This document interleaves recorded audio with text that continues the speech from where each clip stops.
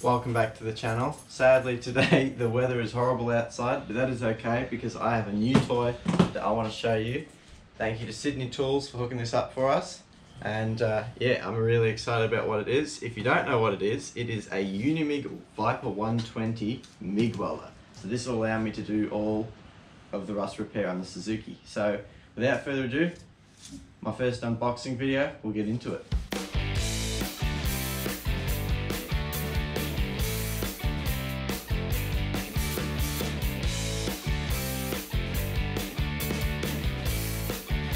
So this kit is a plug and play kit basically, so it comes with everything you need from welding gloves, which these are good welding gloves, to nozzles, tips, anything you need for, it even comes with wire. It's really just an absolute plug and play kit, which I'm super excited to get working with it.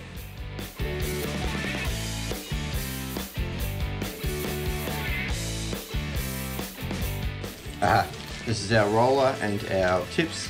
I think these are for 0.8mm wire. Alright, so we have these two big boxes left. I'll go to this one first.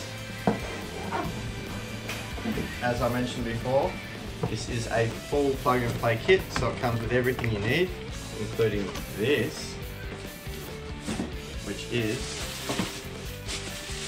my new welding helmet. So I can pull it out. The Unimig Toxic helmet, so I'll put it on. It's got a weld function and a grind function, and of course when you start welding this thing turns dark so that you don't hurt your eyes, which is really the main reason why people use these. Put that there. Put that there. Oh, it comes with extra lenses too. And then we have the main part of this whole welding kit. And move this big box to the side.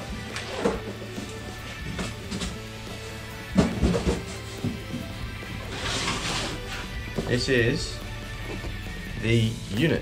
It's actually really small, and that's the thing, it's supposed to be somewhat of a portable welder. You're supposed to be able to sling it up around your shoulder and just, you know, go weld things with it. So pull it out, see what we're working with.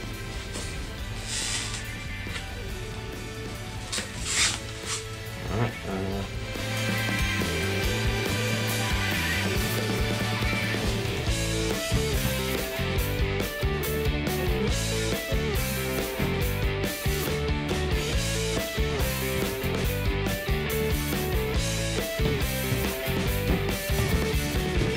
and there we have our welding gear,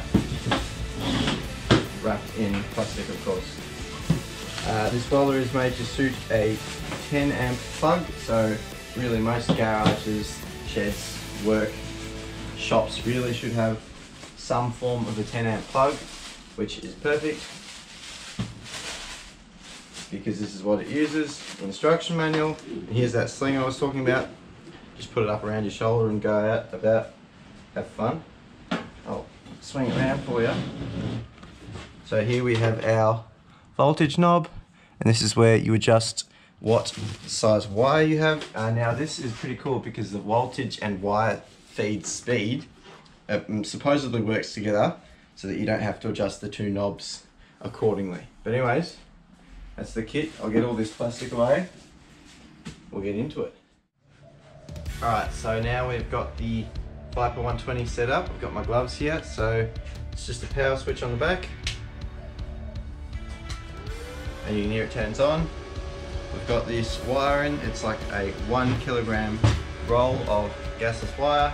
You can see we have our wire feed there. That's where our wire comes out. Then I've got, if I close this, I've got my earth clamp in the positive and my polarity clamp in the negative. That's because I'm using gasless, not gassed. If you were doing with gas, you'd switch these two over, so that way it works like that. I'm not sure. Got the helmet, it's working. I've got this little box set up so you can see how many extra nozzles it comes with basically extra everything if you have anything. And then of course I've got my nice Unimig road gloves. They fit perfect, and so does this. This thing just goes on, and then I'm ready to weld. So yeah, it really is the perfect plug in and play welding kit. Alright, so this is now everything laid out. It's basically what I'm using for my welding kit. So we have our Unimig Viper 120 here that I've already showed you, our Unimig Pro gloves, our Unimig Toxic helmet, and the pliers that come with the kit. Sydney Tools were nice enough to hook that up for us, a nice chipping hammer, which is great, thanks to them. Some assorted different clamps, big clamp, not as big clamp, another clamp, then vice grips, vice clamps. That's just good to hold my workpiece together depending on what I'm doing. And here we've got magnets, assorted magnets. These two magnets are really good for just, again, holding your work, but also if you want to do 90-degree welds and stuff like that, these help you line that up. Just a normal magnet for holding something together. And here I've got my cutting wheel. So these will go with this, and that's just to cut stuff out. Then next to it I've got the grinder with the grinding wheel on it, and then this, which is just assorted sandpaper on a wheel, so that'll be good for cleaning up after my welds or before my welds, what I'm about to weld. Then these are wire brushes. I've got two here. That's for cleaning up after the weld, just making sure the weld is pretty, doesn't have icky stuff about it. Then of course this is the toolbox that comes with it, which has got all that assorted stuff in it. But this is basically what you don't need, but what you can have as a basic welding kit, and I think it's really good. So if you want to get into welding, make sure you try and invest in some things like this. Alright, so now that we have all of our welding kit together, I think it is now time that we go and learn how to weld. So we've got an old Volkswagen Beetle guard sitting out there, which is a little bit thicker steel than the Zook body. Because of how thin it is, I don't really want to just go straight onto that. So we'll get that and we'll start learning how to weld.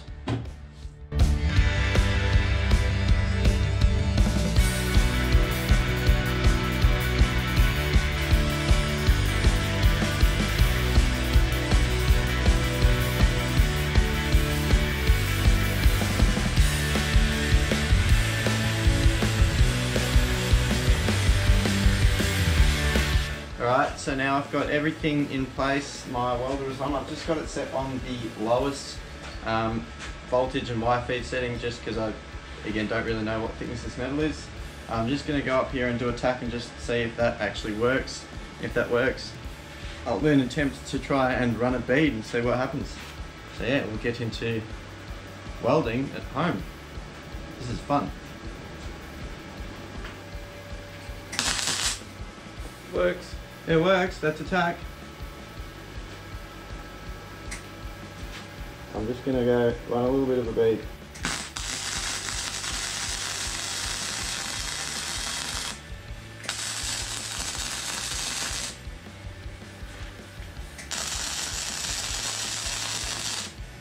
Alright, so that's all for filming right now. I need to get used to gasless MIG welding and just welding on this. So I'm gonna have a bit of a play and we'll come back to you once I've done some more stuff. Alright, so I've just spent the last couple of hours practicing.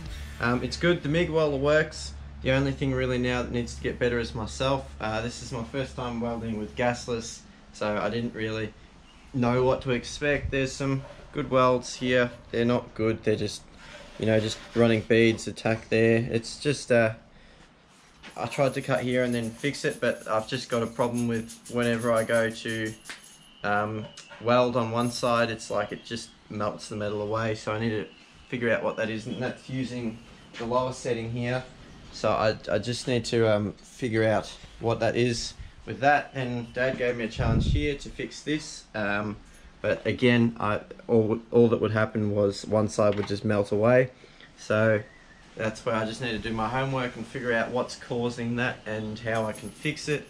I don't really know yet why it's doing that, but I'll learn and it'll get better.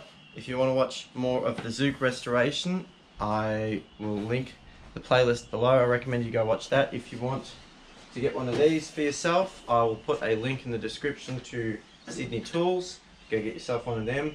If you want to see more of just the YouTube channel, like, comment and subscribe, do all that stuff, and I'll see you in another one. Cheers.